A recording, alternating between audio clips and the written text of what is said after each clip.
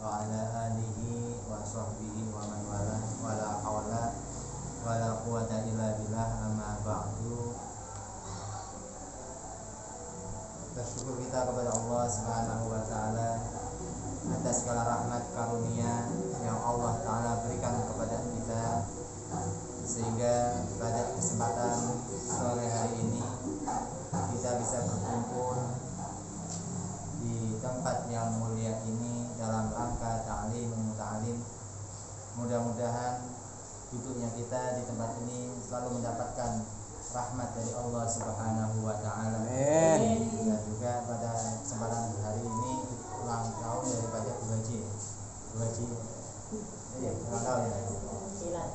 Barakallahu fi umrik. Semoga Allah memberikan keberkahan dalam umur antum. Semoga Bu Haji mudah-mudahan diberikan usia yang panjang, sehat, ditaatillah wa taati Rasul. Diberikan anak yang soleh solehah, amin ya rabbal alamin. Salawat serta salam tercurahkan kepada junjungan kita Nabi Muhammad sallallahu alaihi wasallam beserta para keluarga, sahabat dan para pengikut beliau hingga yaumil qiyamah. Kita pada kesempatan sore hari akan bahas tentang sedikit masalah sholat. Sholat merupakan min arkanil Islam. Sholat merupakan salah satu dari rukun Islam. Asani yang kedua. Jadi rukun Islam yang kedua adalah sholat.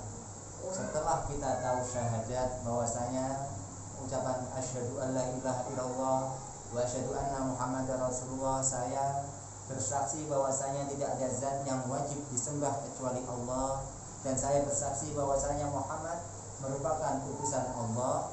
Kemudian kita menjalankan apa saja yang diperintahkan oleh Allah dan Rasulnya.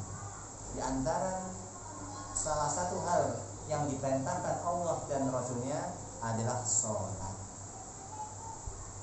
Makna mendirikan sholat, ya, makna daripada mendirikan sholat adalah mulazamatuha wal mudawamatuha 'alaiha fi awqatiha al-mahdudah.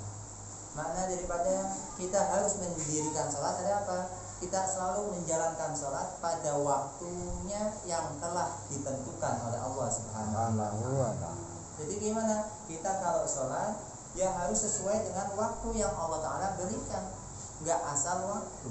Sebagaimana kita kalau sekolah, pelajarannya udah ditentukan, hari Senin itu matematika, bahasa Indonesia sama bahasa Inggris. Kita kalau bawanya kalau kita bawanya buku IPA, kira-kira gimana? Boleh nggak? Nggak boleh. Harus apa? Sesuai dengan aturan yang diberikan oleh Allah Subhanahu wa taala. Sesuai dengan waktunya.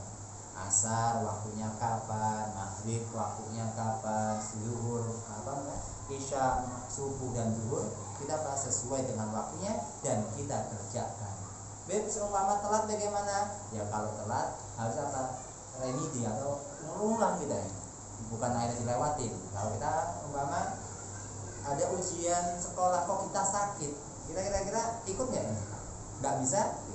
Terus bagaimana? Ya nanti ada remedial, ada pengulangan. Nah kita harus amat tadi belum sholat, maka sebelum sholat zuhur, maka wajib bagi kita remedi. Kalau apa? Mengulang sholat zuhur atau mengkodok daripada mengganti daripada sholat. Tapi kalau bisa ya tepat waktunya. Paling utama yaitu pada awal waktu sholat. Umpama azan ya kita langsung sholat, ini paling utama. Kalau nggak bisa ya jangan nyampe keluar waktu.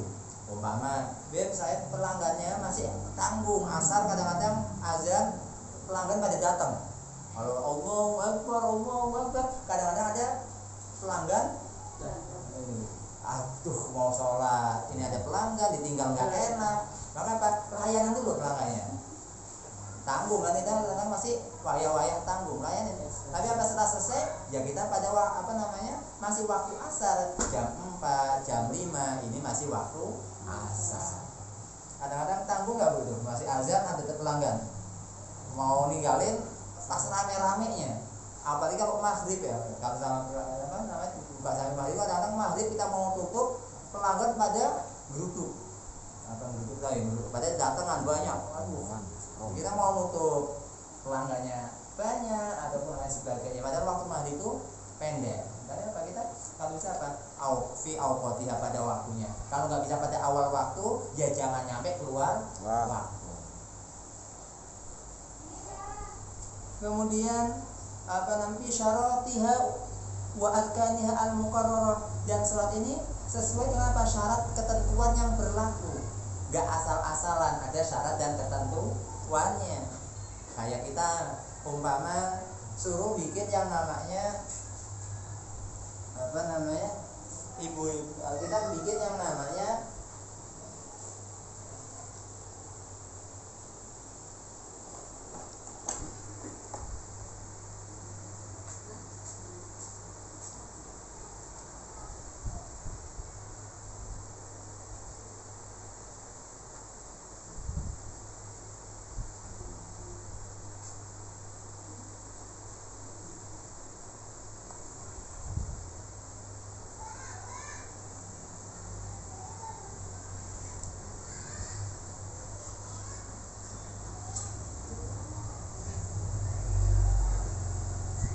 kita suruh bikin nasi goreng.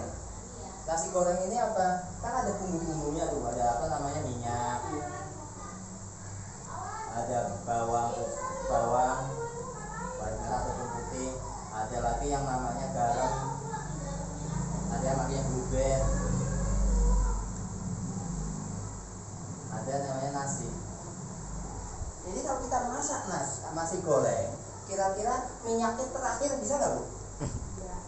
Harus apa? Sesuai dengan syarat-syarat ya bagaimana? Oh, minyaknya dulu yang dimasukin, baru telurnya atau bumbu-bumbunya dulu ini diulek terus dimasukin, baru nasinya yang dimasukin, ada syaratnya. Demikian pula yang namanya sholat. Ini nggak bisa apa? Oh, kita sholat yang penting baca Al-Fatihah dulu, belum Allahu Akbar baca Al-Fatihah, boleh nggak? Bismillah, nggak bisa. Ada apa? Dengan syarat dan ketentuan yang berlaku. Nanti kita akan bahas sedikit tentang syarat dan ketentuan daripada sholat.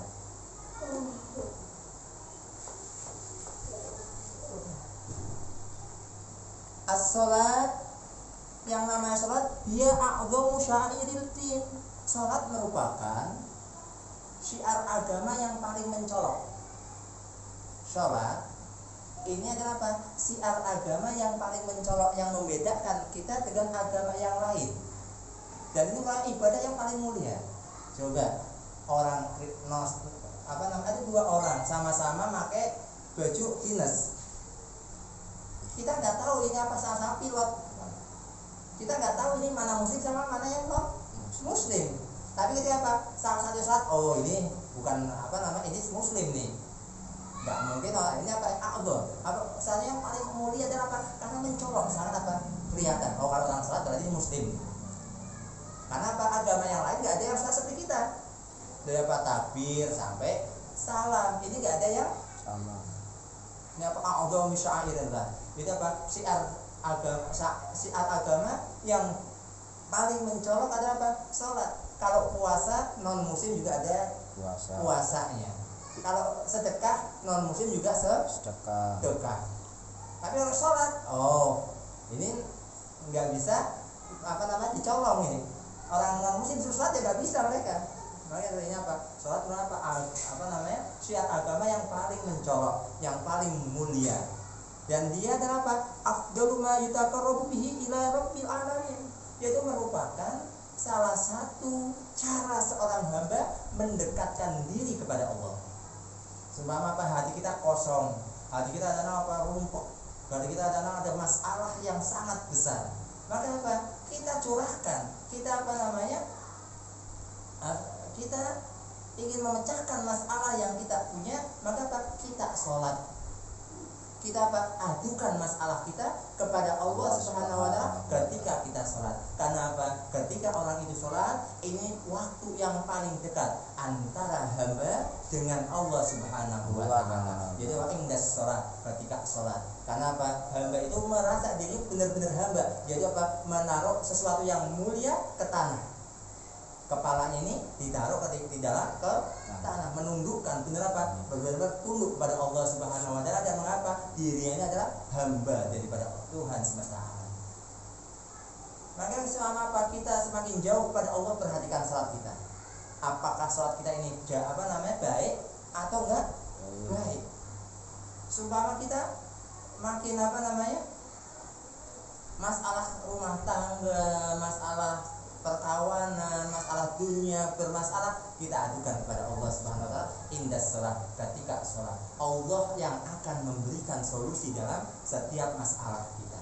Kenapa? Allah sendiri yang mengatakan apa? Nabi mengatakan apa? Sholat merupakan awal yang akan dihisab. Sesuatu yang awal dihisab adalah apa? Sholat. Sholuhat sholat 10. Kalau sholatnya beres, maka seluruh usahanya beres.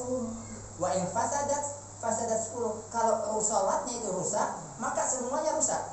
Maka seandainya dalam kehidupan kita ada yang nggak beres, yang kita beresin pertama kali apa? Bukan ngomongin orang dulu, dilihat sholat kita ini beres atau enggak. Dari mulai ngambil wudhunya sesuai enggak, dari mulai menutup aurat ini sesuai apa enggak, dari mulai pakaiannya ini ada najisnya atau enggak. Karena apa? Nabi yang mengatakan sendiri, jadi inna awwala ma yuhasibul abdu yaumal qiyamah as-shalat. Pertama kali yang akan dihisab di hari kiamat adalah sholat. Kalau sholatnya beres, maka seluruh usahanya beres. Kalau sholat itu enggak beres, maka seluruhnya enggak beres. Maka dengan ini kita tahu, kalau kita punya masalah, dilihat sholat kita dulu. Karena dengan sholat ini apa? Kalau sholatnya beres, insya Allah ketika ini garisnya udah lurus, kesannya akan lurus. Tapi kalau ini titiknya udah bengkok dikit, kira-kira kalau kita lurusin tetap lurus apa bengkok? Bengkok. Umpama ini garis titiknya bengkok, tapi kita lurusin, malah tetap bengkok nggak ini? Lurus. Padahal ini kelihatannya lurus, tapi apa gara-gara ini udah bengkok, ya akan. Tapi apa? Kalau ini yang kita lurus, beres sholatnya, kesini lurus terus kita ini. Titik ini sholat kita nggak beres, ya udah nggak bakal beres semua ini. Kelihatannya bahagia tapi hatinya nggak bahagia. Kelihatannya itu kaya tapi hatinya goyang. Kelihatannya nggak bisa. Ini apa? Lihat apa? As-sholat. Lihat dari titik awal, yaitu sholat. In sholuhat 10, wa in fasadat 10. Kalau sholatnya beres, maka beres seluruhnya. Kalau sholatnya nggak beres, maka jangan dianggap akan beres. Ini apa? Akan rusak semua, akan bengkok semuanya.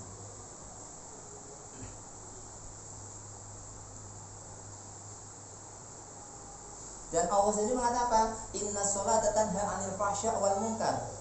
Dalam Al-Quran ada inna sholata tanha 'anil fahsya wal munkar. Bahwasanya yang namanya sholat itu mencegah seseorang daripada berbuat keji dan munkar.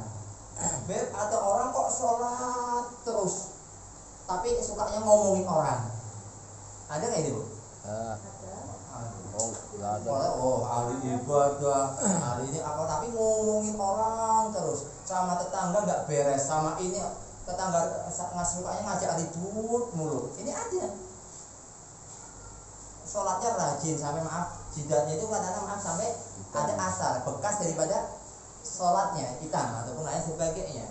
Tapi ternyata suka mengkafirkan, suka ini dan lain sebagainya. Maka dilihat apa? Sholatnya sebenarnya sholat secara seremonial, secara gampangnya secara sholat yang diperintahkan Allah, atau hanya sekedar sholat secara ngadep asal ngadep. Maka kita lihat sholat kita ini asal ngadep atau enggak, perhatikan sedikit demi sedikit.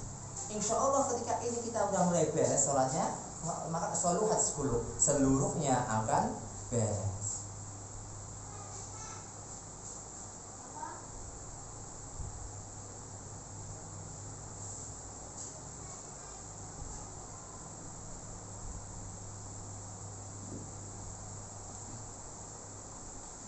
Kemudian dikatakan lagi oleh Nabi kita Muhammad SAW.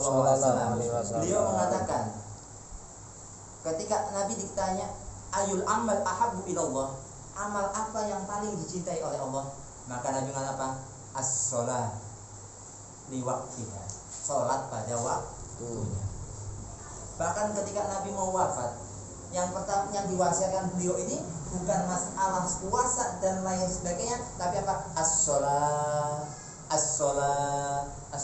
sholat yang disampaikan kepada umatnya. Perhatikan sholat, perhatikan sholat. Sampai berapa kali beliau berwasiat kepada umatnya untuk memperhatikan sholat.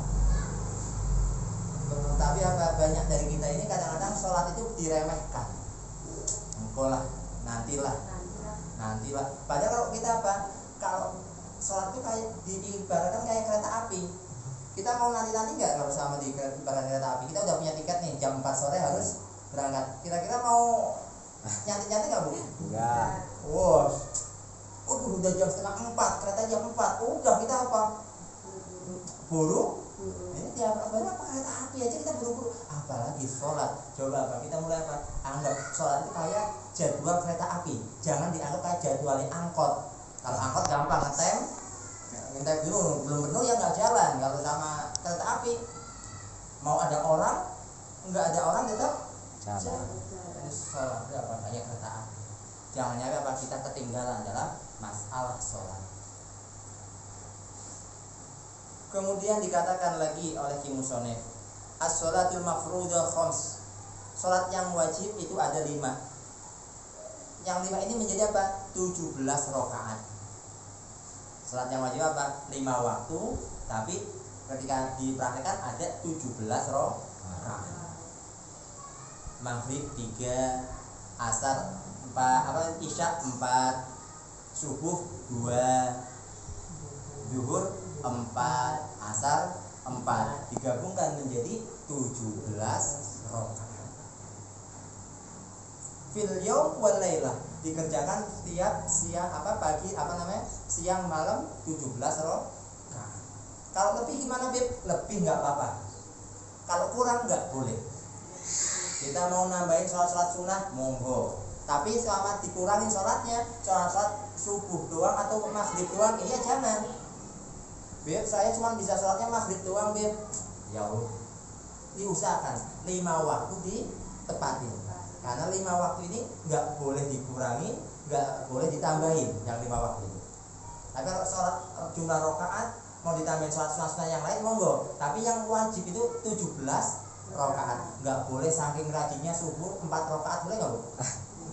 Bang Ayang lagi rajin-rajinnya sholat subuh makin 4 rakaat. Kan nggak kurang dan lebih ya nggak boleh.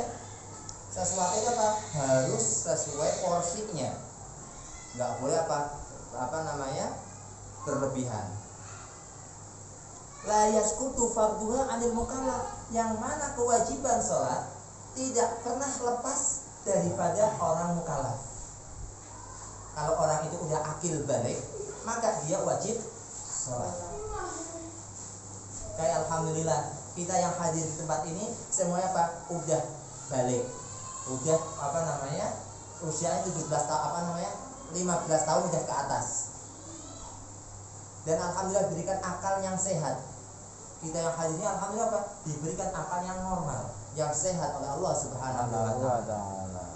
Maka ketika kita diberikan kedua kenikmatan ini, akil dan balik, maka wajib bagi kita untuk menjalankan sholat selama-lamanya. Selama kita masih hidup, maka kita wajib menjalankan sholat. Illa bil maut, kita boleh meninggalkan sholat kecuali kalau kita mati. Kalau orang mati udah nggak bisa sholat, tapi disolin. Au zawalil aql, atau hidup boleh, orang hidup nggak sholat boleh, asal akalnya hilang. Kira-kira pilih yang mana? Yang mati atau yang akalnya hilang ya?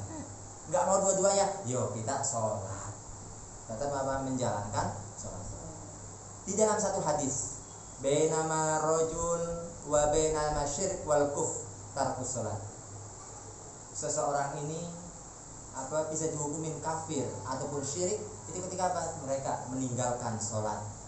Ini hati-hati, orang yang meninggalkan sholatnya bisa dihukumin dengan kafir. Karena sholat ini merupakan sesuatu yang sangat mulia, sesuatu yang harus diagungkan. Faman taroka faqad kafar, siapa yang meninggalkan sholat maka benar-benar kafir. Apabila meninggalkan sholat ini secara secara juhud, maksudnya bukan karena malas. Kalau kita meninggalkan sholat karena juhud, karena benci sama sholat, ngapain nih sholat? Orang saya sholat terus tapi tetap miskin aja. Saya sholat terus tetap aja kayak gini nasib saya. Ini ada orang kayak gini ngomong. banyak di luar sana. Nggak cuma 1-2, kita sering kenapa ya sholatnya saya enggak apa namanya ya gini-gini aja, apa namanya agak apa sholatnya tetap becak. Kalau becak nggak laku-laku, tetap nggak ada penumpangnya di sana di kampung ataupun yang lain sebagainya. Nah, saya sholat terus tapi kok masalah datang terus ya, nggak usah sholat. Ketika sholat masalah nggak ada, ketika sholat ada masalah ya. Semenjak saya sholat kok saya jadi miskin ya, semenjak sholat kok nggak laku ya. Ya ini ada yang sampai yang menganggap saya momok yang menakutkan. Maka apa? Siapa yang meninggalkan sholat karena dia juhud, benci dengan sholat, maka ini benar-benar kafir. Maka dia murtadun, dia dikeluarkan dari agama Islam. Walaupun KTP-nya Islam, kita Islam itu nggak melihat dari KTP-nya, melihat dari apa? Omongan dan perilakunya. Kalau KTP dulu ketika Tionghoa apa namanya Konghucu belum diakui, agama Konghucu belum diakui, banyak orang-orang Konghucu ini di dalam KTP-nya tulisnya Islam. Ada yang non Kristen asal tulis agama aja, karena agama di Indonesia cuma ada 5. Ketika Konghucu diomongkan, maka apa? Dirubah, itu ada yang keluar Islam. Apa namanya Konghucu? Karena bukan dilihat dari KTP-nya. Islam dilihat apa? Dari ucapan dan perilakunya. Kalau perilakunya apa? Dia nggak sholat, karena nggak sholatnya bukan karena malas, karena apa? Memang benci sama sholat, maka dia murtad dan haram bagi kita untuk ikut menyolati orang tadi. Orang yang meninggalkan sholat kok mati, kita nggak boleh mandiin dia, kita nggak boleh ngafanin dia, kita nggak boleh nyolatin dia, dan nggak boleh ikut nguburin dia. Sumpama dikubur, ini apa? Cukup apa? Untuk biar nggak bau batangnya, biar nggak bau bangkainya. Karena apa? Manusia kalau udah meninggal lama ini apa? Akan pembusukannya. Supaya nggak busuk, kan kubur aja. Tapi nggak boleh dikubur di kuburannya orang Islam. Terus gimana? Ya mau kok dikuburan orang non muslim, mana aja terserah. Bahkan kalau di dalam surah Mutaffif lebih ini lagi, boleh dikasih makanan hewan buas. Silakan orang yang meninggalkan sholat dan dia meninggalkan sholat karena dia ini benci dengan apa sholat, maka boleh jasadnya, bangkainya diberikan kepada binatang buas. Monggo, nggak usah diurusin. Ini saking apa namanya pentingnya yang namanya sholat. Tapi wa in kana kufra apa nama kaslan, meninggalkan sholatnya karena males. Bang sholat engkolah males lagi. Nah, kadang kita itu timbul hal keadaan yang buat sholat tuh badan kayak gimana? Berat. Pernah rasain enggak ini? Ngosok. Ini apakah murtad juga? Wa in kana kaslan, apabila meninggalkan sholat ini karena malas, maka Pak ustudiba, maka dipaksa ayo sholat. Anak kita malas-malesan, ibu wajib apa? Sholat tetap, ayo sholat. Diwajib untuk kayak apa subuh kita bangunin anak, kadang-kadang mulet tuh subuh gimana tuh? Mulet sana tarik, ayo sholat. Untuk apa? Untuk mengerjakan ustudiba. Fa in taba, maka kalau dia tobat ya dibiarin. Wa illa kutirat. Wa hiya masyiatillahi rabbil alamin. Waqad dhahaba ba'd al-a'imah kana Imam Ahmad Hambali ilal kufri tarikis shalah mutlaqan. Kalau Imam Hambali lebih ini. Imam Hambali ini beliau salah satu imam yang agak keras. Orang yang meninggalkan sholat mau malas atau enggak malas itu kafir. Kata Imam Hambali. Ini mazhab yang keras. Apa? Orang meninggalkan sholat malas enggak malas itu kafir. Kecuali apa? Dia tobat dan apa namanya ganti sholat. Dan kita wajib memerintahkan anak kita yang udah cerdas, yang udah berusia 7 tahun untuk menjalankan ibadah sholat. Anak kalau udah 7 tahun kira-kira udah bisa mandi sendiri belum, Bu? Kelas 1 SD kira-kira udah bisa mandi belum? Ya. Mandi sendiri udah bisa. Udah bisa pakai baju sendiri. Udah bisa pakai baju sendiri. Diajak ngobrol, diajak cerita udah mulai nyambung belum? Nyambung. Bahkan udah punya perasaan. Kalau kita singgung dia marah. Beda sama anak yang 2 tahun. Kita singgung, ngambek, tapi sebentar doang udah selesai. Tapi yang kelas 1 SD kita singgung, ngambek itu sampai sore. Ini apa? Udah punya rasa, ini udah mumayyiz. Anak yang udah cerdas, yang udah bisa pakai baju sendiri, udah mandiri, maka apa? Wajib bagi kita merintahkan mereka untuk sholat, untuk puasa, untuk menjalankan ibadah-ibadah agama. Mulai diperkenalkan kepada anak-anak kita. Dan kalau mereka meninggalkan, nggak boleh kita menghukum, nggak boleh dipukul, tapi apa? Tetap ayo. Supaya apa? Supaya kalau mereka balik, badan udah terbiasa.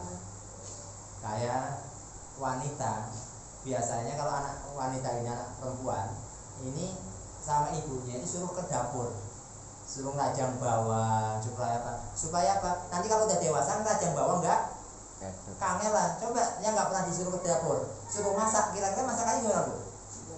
Wah, bagaimana ya, pegang pisaunya aja kadang-kadang nggak bisa megangnya.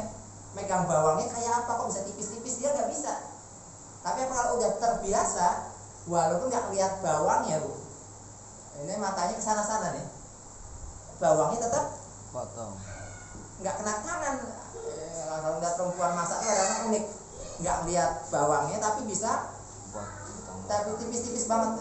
Kita nggak tahu ya, laki-laki kadang-kadang bingung kok bisa tipis banget.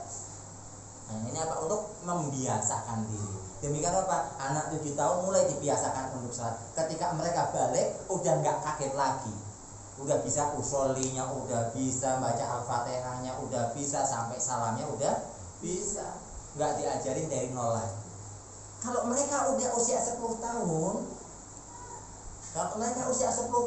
maka wajib dihukum kalau meninggalkan sholat. Anak kita 10 tahun kok nggak sholat, mungkin kelas 4 SD, kok meninggalkan sholat, kita diemin aja, kita sebagai orang tua dosa, Bu. Anak kita udah kelas 4 SD meninggalkan sholat, kita yang dosa, anaknya nggak dosa. Yang dosa ibu bapak yang dosa. Kenapa kok nggak diperintahkan untuk sholat? Kalau mereka meninggalkan sholat, maka wajib bagi ibu bapaknya untuk menghukum anak yang udah 10 tahun. Menghukumnya ini nggak boleh dipukul, Bu. Kalau orang tua dulu kan pakai penjalin tuh, itu didikan orang tua dulu. Tapi apa? Aturannya ini nggak boleh dipukul, yang mana pukulan itu bekas. Kadang-kadang dipukul sini sampai merah, Bu. Kita dulu sama ngaji dari pesantren dulu, ini sama nggak bisa, ini 3 hari nggak bisa jalan dulu. Kalau sekarang kan palingan dihukum suruh kamar mandi, bersihin kamar mandi dan lain sebagainya. Ini dulu.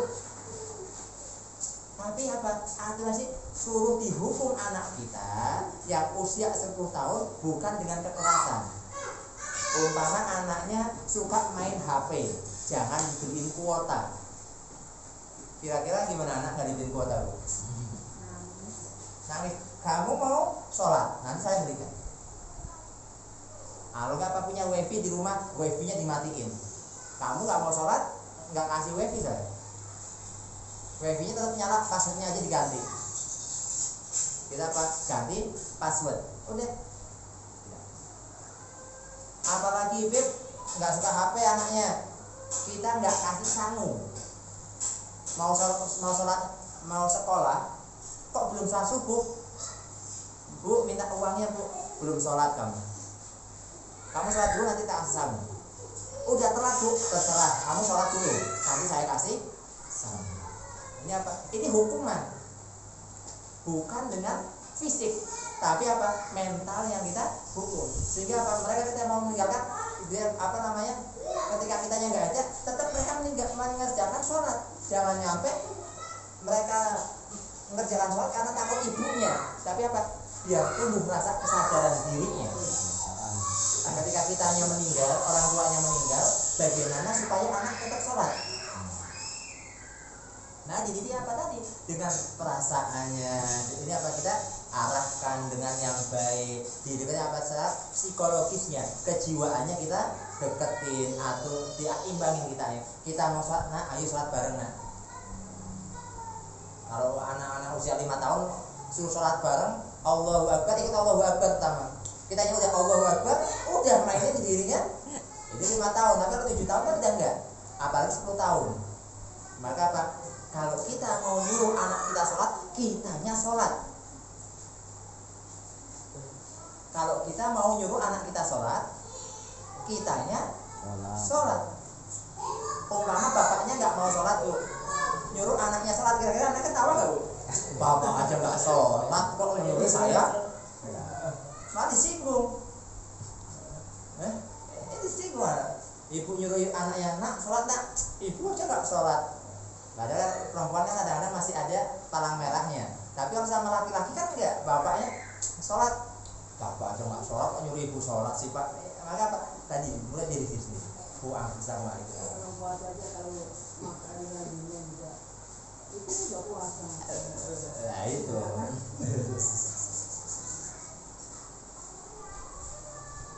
Maka ajarkan anak kita dari sejak dini. Tapi apa? Kitanya juga harus berubah. Jangan apa? Kitanya males-malesan, anaknya suruh rajin tapi orang tuanya males. Ya anaknya nggak bisa rajin. Karena apa? Kalau dalam teori Inggris itu apa? Orang Inggris like father like son. Anak itu kayak bapaknya. Anak itu kayak orang tuanya. Like father like son. Jadi apa? Seperti bapak itu anak itu mengikuti pola daripada orang tuanya. Kalau orang tuanya baik, insya Allah anaknya baik. Makanya apa? Sebelum anak kita kenal dunia luar, anak itu punya ini Bu, punya apa namanya? Punya masa-masa sendiri-sendiri. Ketika masa 1, 0 nyampe 2 tahun, ini masanya sama ibunya. Ibunya kemana pasti nyari cari ibunya. Dari 0 sampai 2 tahun. Tapi kalau udah 2 nyampe 4 tahun, ini udah mulai satu rumah dia kenalin. Oh ini kakak, ini Pak, dari 2 sampai 4 tahun. Walaupun ibunya nggak ada kakaknya diantem, ada bapaknya dia antem, ada ini dia. Tapi kalau udah 4 sampai 7 tahun udah kenal dunia luar, Bu. Udah PAUD, udah TK, ini udah kenal. Apalagi kalau udah 7 sampai 12 tahun lebih sering di apa? Antara rumah sama luarnya 50-50, Bu. 50% di rumah, 50% di luar. Tapi kalau udah 12 tahun ke atas, kadang-kadang lebih sering di luar. Ini kosong. Kalau udah 12 tahun ke atas, lebih sering di luar daripada di rumah. Maka sebelum mereka mengenal dunia luar, kita pupuk anak kita dari awal dengan pendidikan agama yang baik. Jadi ketika mereka keluar udah gak terpengaruh sama dunia. Seandainya ada pengaruh gak terlalu banyak. Karena ada kata apa? Lingkungan itu, manusia itu sesuai dengan lingkungannya. Kita ini kadang apa? Sesuai dengan lingkungan kita. Kalau lingkungannya itu sering ngucapin bahasa yang kotor, anaknya sering ngucapin bahasa yang kotor. Kalau lingkungan itu lingkungan di keluarga itu pelan, lemah lembut, anaknya makin lingkungan lemah lembut. Di keluarganya makin bahasa kromo, anaknya itu kromo nggak Bu? Makin bahasa kromo, makin bahasa kasar, ya bahasa Jawa kasar, ya anaknya ikut makin bahasa Jawa yang kasar. Makin bahasa Indonesia, anaknya juga makin bahasa Indonesia sesuai didikan daripada orang tua. Maka ketika masih kecil dididik dengan baik, apalagi usia 7 nyampe 10 tahun, didik yang baik. Sebelum mereka keluar pengenal ilmu yang lain, didik dengan yang baik. Antara 7 sampai 10 tahun. 3 tahun masa kita nggak bisa didik anak kita selama 3 tahun?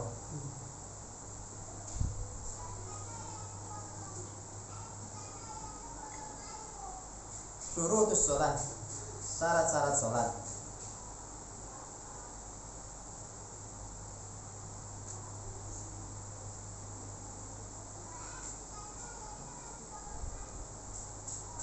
Syarat-syarat sholat.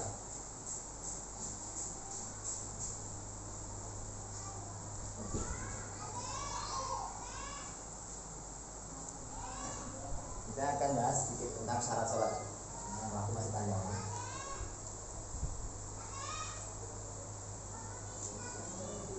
bisa nih.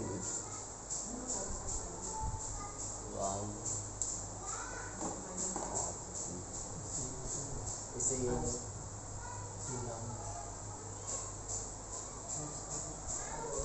Di atas itu nggak ada. Isi. Di atas itu. ini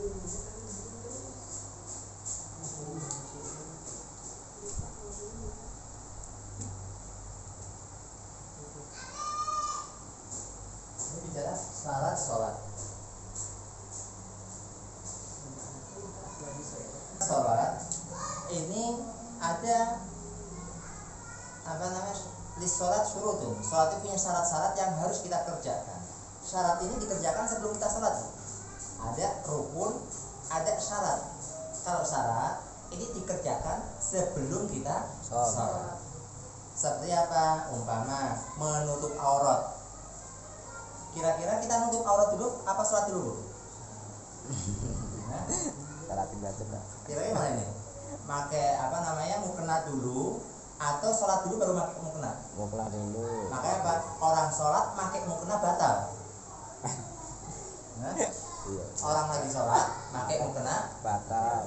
harus apa? Pakai mukena dulu baru Sholat. orang sholat pakai sarung. Batal. Orang lagi Sah. Allahu Akbar pakai Sah. batal nggak ini? Batal. Karena ini syarat. Karena menutup aurat ini ada syarat, dan syarat itu dilakukan sebelum sholat.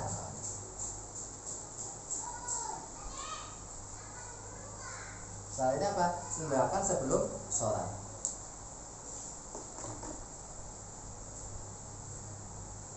Dan syarat-syarat sholat ini ada beberapa macam. Yang pertama suci. Orang sholat itu harus suci. Suci dari dua perkara. Suci dari hadas dan suci dari najis. Suci dari hadas dan suci dari najis. Hadas ada dua. Ada hadas kecil, ada hadas besar. Hadas kecil ini dihilangkan dengan cara kita berwudu. Hadas besar ini kita hilangkan dengan cara mandi. Sebab hadas kecil ini apa? Diantaranya karena sebab kentut. Nah, orang buang angin ini menyebabkan seseorang ini berhadas. Keluar sesuatu dari dua jalan, baik jalan depan ataupun jalan belakang. Baik itu berupa angin, berupa zat padat ataupun zat cair. Kalau keluar dari dua jalan tadi, dubur ataupun kubur, maka dia berhadas. Bersentuhan dua kulit, umpama laki-laki dan perempuan yang bukan muhrim. Tadinya wudhu kok senggolan, maka apa? Kita jadi berhadas. Hadas kecil. Umpama apa? Yang bukan muhrim. Suami istri ini muhrim apa enggak? Enggak. Suami istri itu bukan muhrim. Kenapa? Yang namanya wanita muhrim itunya nggak boleh dinikahi. Kayak kakak adik, boleh nggak kakak sama adik kawin? Nggak boleh. Tapi kalau suami istri nikah nggak ini? Nikah. Maka ini bukan muhrim. Kasih apa lagi? Anak sama ibu. Anak sama ibu. Ini muhrim apa bukan? Muhrim. Anak sama ibu. Muhrim. Muhrim. Kenapa muhrim? Nggak boleh dinikahi. Nggak boleh ibu nikahin anak atau anak nikahin ibu. Bang Ee sama ibunya. Bang Ee sama ibunya. Ini boleh kawin nggak? Nggak boleh. Maka apa? Kalau bersentuhan nggak batal. Atau apa? Anak perempuan dengan bapaknya. Tadi anak laki-laki dengan ibunya. Ini anak perempuan dengan bapaknya. Ini yang nggak batal. Suami istri ini malah apa? Ini batal. Walaupun ini dalam mazhab Syafi'i. Nanti ada mazhab yang lain. Kayak apa? Mazhab yang dianut sama Muhammadiyah. Kita apa? Mereka laki sama perempuan nggak batal. Tapi apa? Punya syarat-syarat tertentu. Tapi kita nggak mempelajari mazhab mereka. Tapi salah nggak? Ya bagi mereka benar monggo. Tapi bagi kita laki dan perempuan ini batal bersentuhan. Ini bukan muhrim. Siapa lagi? Umpama keponakan batal nggak? Paman sama ponakan. Batal. Paman Batal. Hah? Nggak batal. Umpama apa? Bang Eeng punya punya kakak laki-laki. Eeng punya anak laki-laki. Lah anaknya Bang Eeng kan perempuan. Anaknya Bang Eeng nyentuh kakaknya Bang Eeng yang laki-laki. Nah, Pakde. apa? Pakde. Pakde. Oh, bahasa ini. Kalau bahasa Indonesia kan paman semua ya. Kalau ada apa? Kalau Jawa ada Pakde, Pak Cili, Pak Gede, ada Bule, ada ini apa? Le. Bapak Gede ya kalau dipanjangin. Ini apa? Anaknya Bang Eeng nyenggol Pakde-nya, ini nggak batal. Atau istrinya Bang Eeng punya adik laki-laki, istri anaknya Bang Eeng nyenggol dia, ya enggak batal.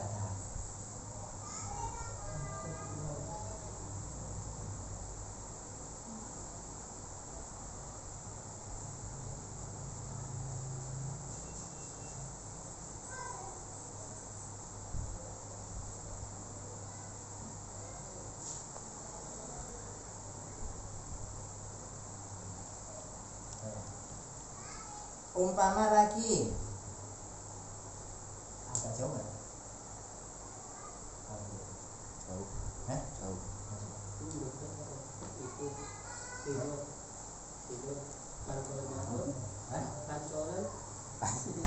Kakak laki-laki, anaknya Bang Eeng kan perempuan ya Ibu ya. Punya kakak laki-laki. Anaknya Bang Eeng yang perempuan nyenggol kakaknya batal nggak? Nggak batal. Tapi kalau misalnya kayak Bang Eeng punya kakak perempuan. Nah ini nanti satu-satu bentar belum. Terus Bang Eeng punya kakak atau adik perempuan. Anaknya Bang Eeng perempuan kan? Ini perempuan ini kawin sama orang. Berarti apa? Apa namanya? Iparnya Bang Eeng. Ada ipar ya. Adik iparnya Bang Eeng. Lah ini anaknya Bang Eeng nyentuh suami dari adik ipar ini batal ya Bu? Batal. Kenapa? Kalau maaf ini cerai, maaf ya kita nggak doain, ini cerai, ini bisa nikahin dengan anaknya Bang Eeng. Apa namanya? Iper ini bisa nikah. Iya boleh ponakan kan ada hubungan apa darah nggak ada hubungan. Umpama lagi dari kakaknya Bang Eeng yang laki-laki punya istri perempuan. Eeng punya anak laki-laki nih. Anak laki-lakinya nyenggol ini Batal. ya batal. Ini bisa dipahami nggak?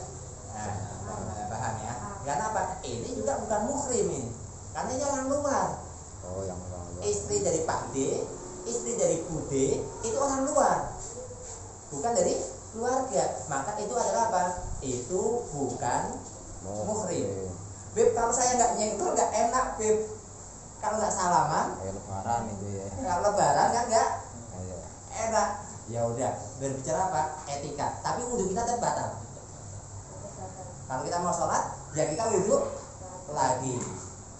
Tapi ini kan bicara etika kita, etika apa namanya, adat di kita. Ya kita masih udah bicara adat, sulit berbicara. Kalau nggak salaman nanti diomong sombong. Ya. Orang Jawa gitu Beb. Lah ya. Sok Suci lah, tak apa lah. Ini kan kita bicara etika di kita. Kita namanya adat. Tapi kan bukan kitanya nyenggol itu karena nafsu, bukan. Nyenggol itu karena apa? Memang menghormati dia daripada perasaan dia sakit. Ya kita pegang. Umpama apa? Cucu dari Bu Haji yang lain. Cucu dari Mak Haji yang lain ya. Laki-laki mau nenggol sama Bu Haji, ini sama nggak salaman kan nggak enak. Nah, cucunya Bu Haji yang lain dari anak yang lain yang laki-laki, sama mau lebaran nggak salaman sama Bu Haji, kira-kira gimana? Enak. Ketika lah. Iya enggak itu ya. Kamu anak kecil Kayaknya udah. ya Abdul ya kita. Nah ini kan bicara Abdul di kita ya, di apa namanya, di etika kita, di apa namanya, adat di Jawa. Kita bicara adat kita. Maksudnya itu bagaimana sih? Misalnya cucunya Bu Haji, kalau nggak dari anak cucunya siapa aja, cucu dari anak Masmur kayak sama almarhum, mama Mbak Mbak Sum. siapa, Mbak Sum misalnya, kalau misalnya cucunya cowok, kalau misalnya sama Haji Jamil misalnya salaman, masa nggak salaman gitu loh, nggak ya ini Nggak kurang enak. afdol gitu kalau kayaknya, terus Adat. mereka nggak saling gitu. Makanya kita apa namanya, harus tahu ini muhrim atau bukan muhrim, harus tahu ini harus jelas, sehingga apa, oh kalau saya nyenggol ini batal sebenarnya.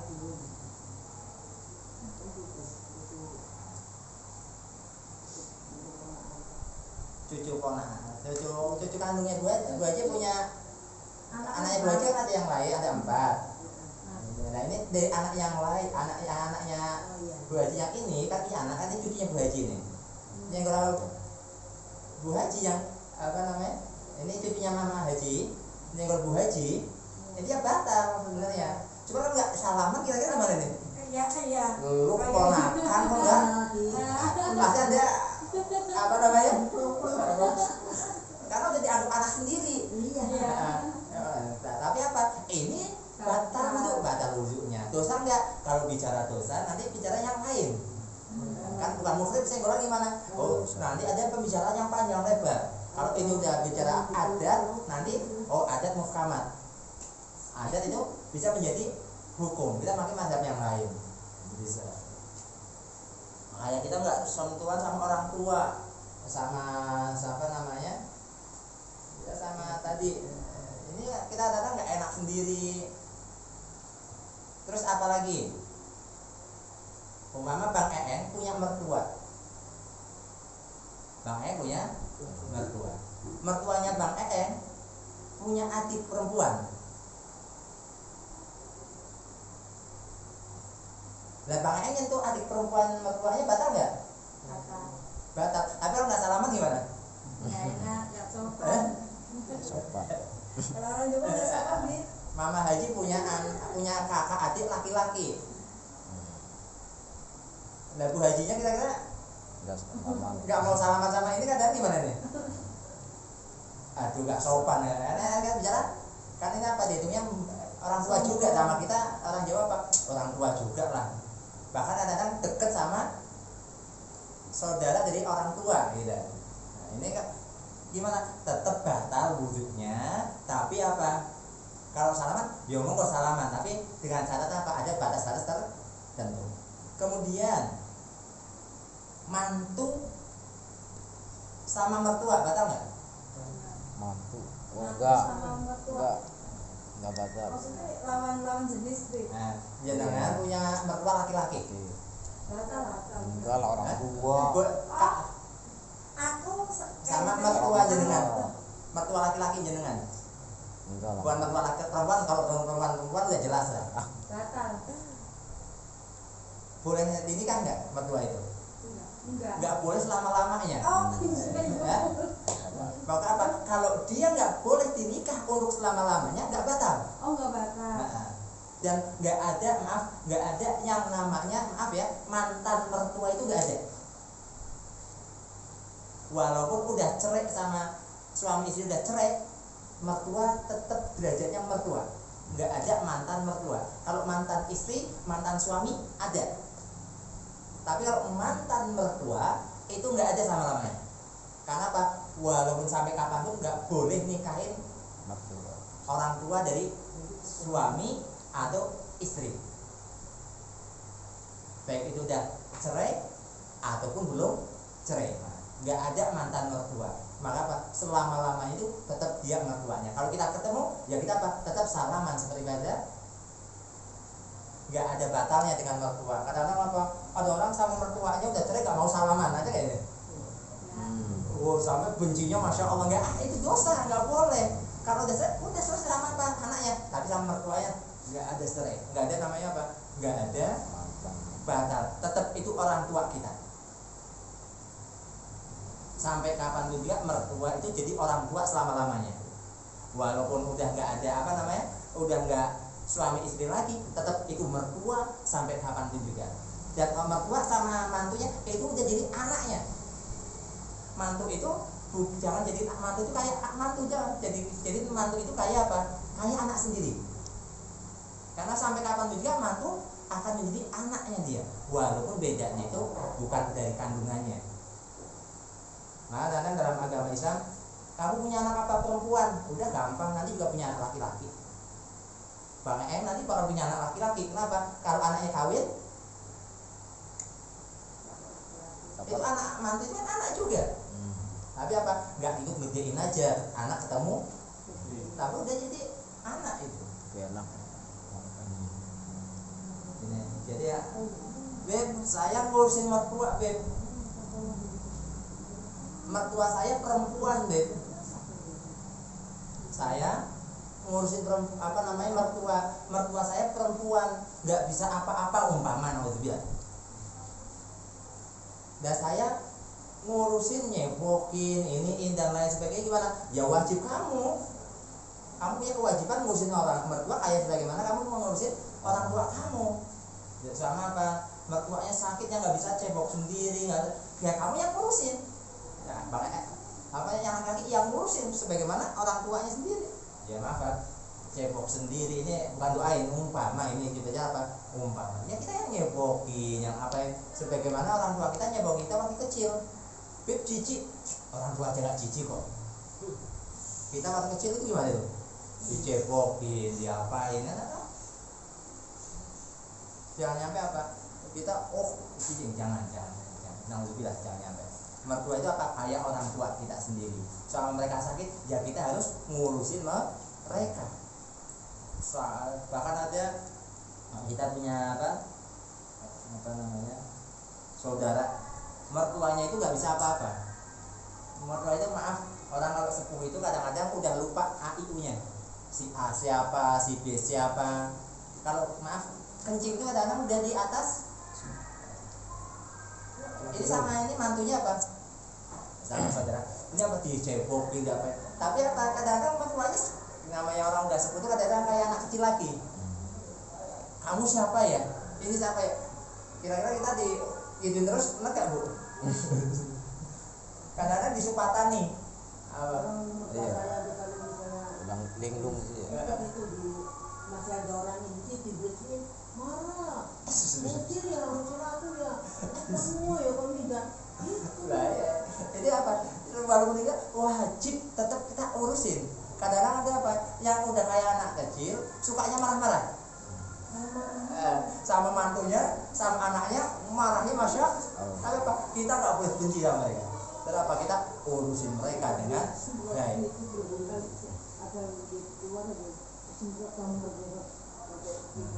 Nanti insya Allah kita pada kesempatan akan datang akan bahas sedikit lagi tentang masalah nasab tadi. Mana yang membatalkan, mana yang tidak membatalkan. Kita akan bahas sedikit demi sedikit. Kita bahas masalah syarat sholat insya Allah pada kesempatan yang akan datang. Bila Nabi Al-Fatihah.